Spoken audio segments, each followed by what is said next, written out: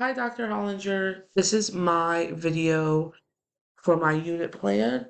So for my unit plan, I had grade three, and my topic was what is a job and what is budgeting and how do I make smart decisions with spending or saving my money.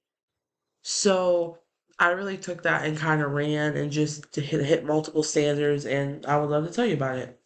So the first thing I want to talk about is backwards design. So for this and how it's going to help me not only plan this, but like in my future classes, I didn't focus on what needs to be done. What do I have to grade? I focus on what the students are learning and the goals that I have for them. And this is important in any lesson, not just this one or not just this unit, to not focus on what you need to do, what the students need to learn, and all the different activities that you can implement. Even if it's just a worksheet, okay? Like they're still learning about that topic. It just really depends how you shape it in your lesson. Um, Something else is interdisciplinary experiences. Um, I I talked about multiple standards. So the first one was a social studies on the first day, then it was reading, then it was math, and then it was two financial literacy, what kind of just really went for my unit, which is really nice for third grade standards in Ohio. So that really means that, say, if you have a math lesson, well, you can implement reading by reading a book, and social studies by maybe talking about the currency of other countries. So for each lesson, that's really what I learned.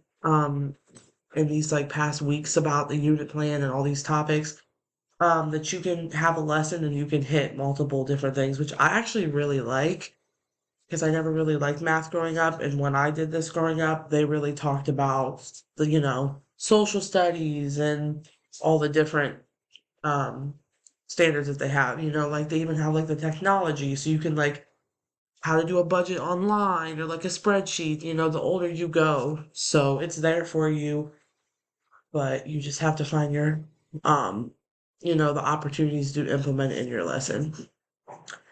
The next thing I would like to talk about is the authentic experiences. So for my topic, it was jobs. I feel like every kid knows someone that has a job, their parents, their caregiver, their guardian, their older sister, their older brother, their cousin, their neighbor that they used to play with, somebody. So my lesson really was authentic because even if obviously they don't have a job now, they're going to be getting a part-time job. That's really what every kid thinks about, driving and having a part-time job. So, and I understand like the different family dynamics, some people or kids they might have to get a job earlier so they can help provide for their family, like their mom's a single mom or single dad. So I really took that into consideration. But I feel like it is authentic because I am teaching them about jobs and budgeting and, having the community come on the last day. And I really picked like a judge, a police officer, the teacher, I think. So just having like multiple people different come from the community, because if you ask a kid like what do they want to be, they'll just say, astronaut. But realistically, seeing the people in their community what they are, they might say, wow, like I might want to be a judge. So it really gets them thinking the more authentic experiences you put into your classroom. So the universal uh design for learning in this lesson, everybody can learn. And there's engagement in this lesson, with their partners or the groups.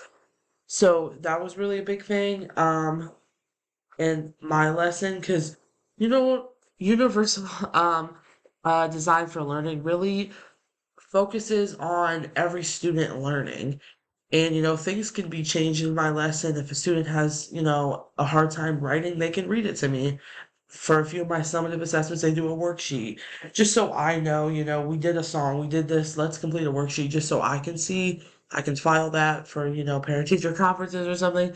So, they can always read it to me. I can record them saying it, if they want to show mom or dad. So just having the chance to change your lesson for your students is really universal like design. You want every student to learn. So the culture responsive teaching is also a big part of any lesson.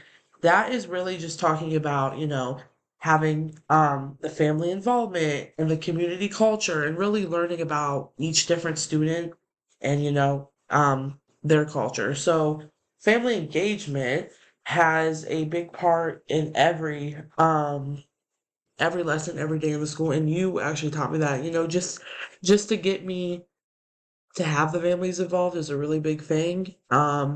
I sent out a questionnaire for the home learning kit, and they were quick to send it back. So it's just nice, I wanted to call them, but I was a little scared. But, just having the family involved. So, say if I would have sent home a newsletter for this, and a parent was, oh, I would love to come and talk to the class about my job. I'm this, or I'm a firefighter. Come on in. Just having the families. You don't even mean. You don't even need to maybe tell them. Maybe they just say, "Oh, I would come in and talk." If you need somebody, sign me up. Say if we went on a field trip for this to learn about a specific job, if it was like a more specific class, a lot of I know my parents growing up were really involved and they would help and send stuff in just because, like the teacher's doing all the work. So if the teacher says, hey, I need this, I need that, having the families there is really important. And a lot of the times maybe they'll just even say, hey, I'll do it. So that is really important. And for the family engagement for my lesson, for Friday, I have the community members come talk. I think I picked like three or four. But that's really important. You can even offer it out. Say if I had like a newsletter, like I said, hey, on our last day of this unit, we're going to be talking about the jobs. Every student will have to ask a community member a question about, oh, like if I was a police officer, what do you do on a day to day? What time do you wake up? Stuff like that. So just having it available for the families to want to be involved is important. It goes both ways. The effort. So yeah, and then a few things about my unit plan. On the first day we talked about what jobs are. On the second day, we really went into reading. We read a book and we talked about the specific words in the book. And then they actually applied for a classroom job. I gave them that job on Wednesday for the rest of this week and next week. And then we're doing centers for math on the third day.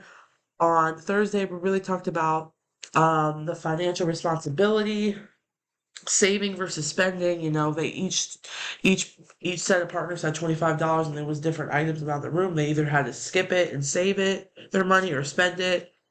And then on the last day, three or four community members came in and talked about their job. Each student had to ask them a question about their job, like I said, and then fill out the three questions for each person, just like to make sure that they're listening and being an active listener. So I really had fun creating this. Um, I didn't realize how much work you actually put into a unit. Growing up, there was always a unit, math unit, and now I see, each day you have to have a different activity, and it's really important to hit like multiple standards in one unit, just so say if a kid hates math, well, we're also doing reading and social studies and technology. So it's important just to have the opportunities available for your students and, you plan accordingly for your class. So this was my unit plan, and I hope you enjoyed. Thank you.